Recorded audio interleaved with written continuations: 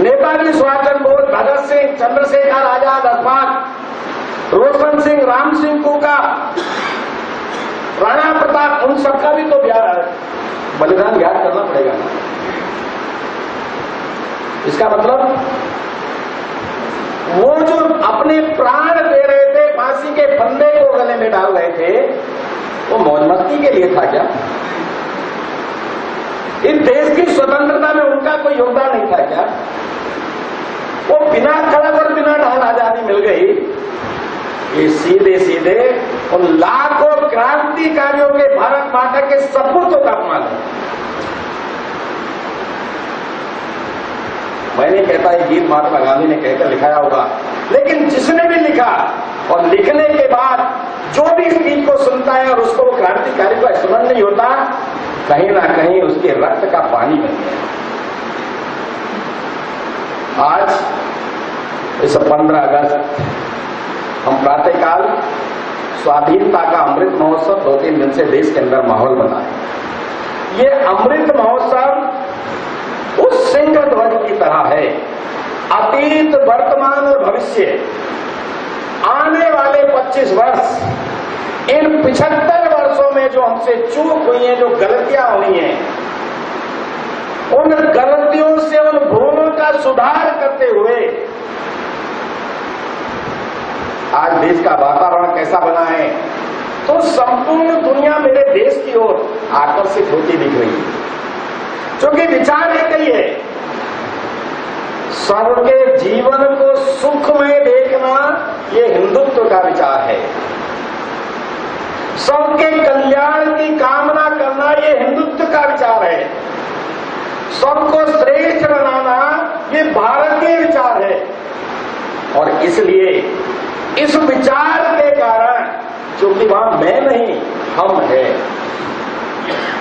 दुनिया बाजार भाव को लेकर चल रही है, मैं परिवार भाव के साथ शुरू से चलता हूं। और इसलिए इस परिवार भाव के कारण उस सुख को दुनिया ढूंढती ढूंढती ये भारत की ओर आकर्षित होती है।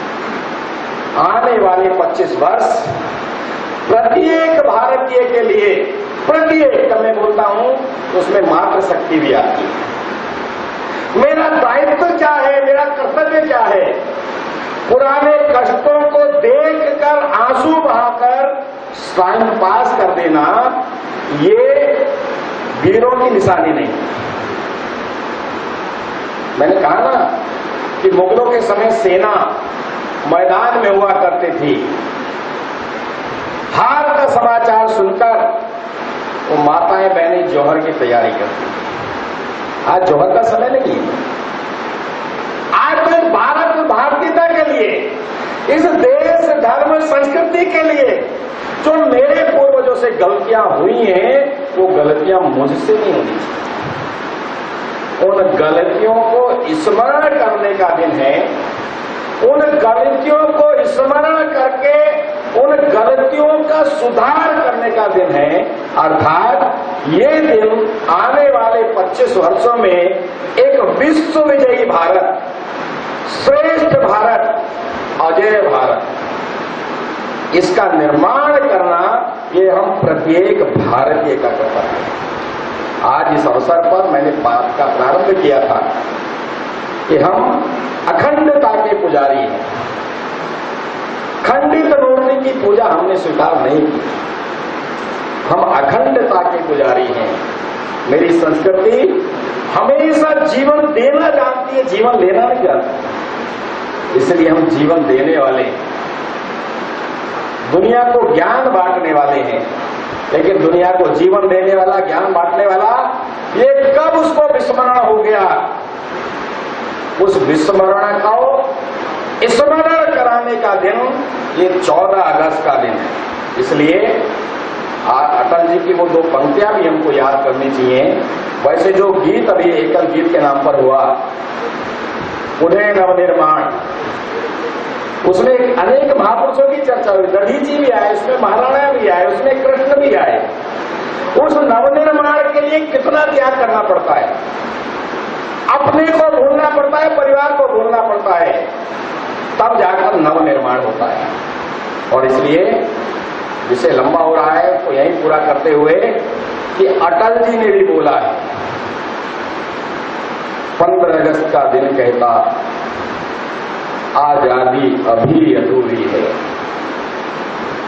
सपने सच होने बाकी है, रावी की शपथ न पूरी। रावी की शपथ की मैंने चर्चा की। पूर्ण स्वतंत्रता, ये स्वतंत्रता नहीं है, ये सत्ता का हस्तांतरण था। आज भी सत्ता उस अंग्रेजों के रीति नीति से चल रही है, अनेक प्रकार के कानून देश के अंदर प्रकार के, और इसलिए हम स्वाधीनता का अमृत महोत्सव मना रहे हैं। आने वाले 25 वर्ष देश, धर्म, संस्कृति पर गर्व और गौरव के पल बनने चाहिए। उसके लिए मैं एक सच्चा सपूत होने के नाते, सपूत हमेशा अपने पूर्वजों की संपदा को बढ़ाता है, विस्तार देता है, उसको बर्बाद नहीं करता। एक अच्छा सपूत होने के नाते अपने दायित्व का इन 25 वर्षों में देश, धर्म, संस्कृति के लिए मैं क्या क्या कर सकता हूं, उस संकल्प को स्मरण करना, कर्तव्य को स्मरण करना और एक कदम आगे बढ़ना। शायद आज का दिन इसी संकल्प को उन लाखों, हजारों लाखों क्रांतिकारियों के बलिदान को स्मरण कराते हुए उन्होंने क्यों अपना जीवन दिया।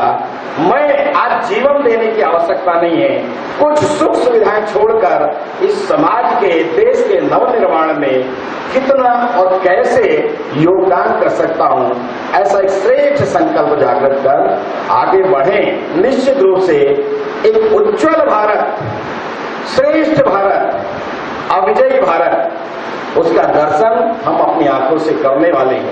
आवश्यकता हम सबको अपना अपना कर्तव्य निर्धारित कर उस कर्तव्य को प्रामाणिकता के साथ पूरा करने के लिए कदम आगे बढ़ाएं। इतना निवेदन करते हुए भारत माता की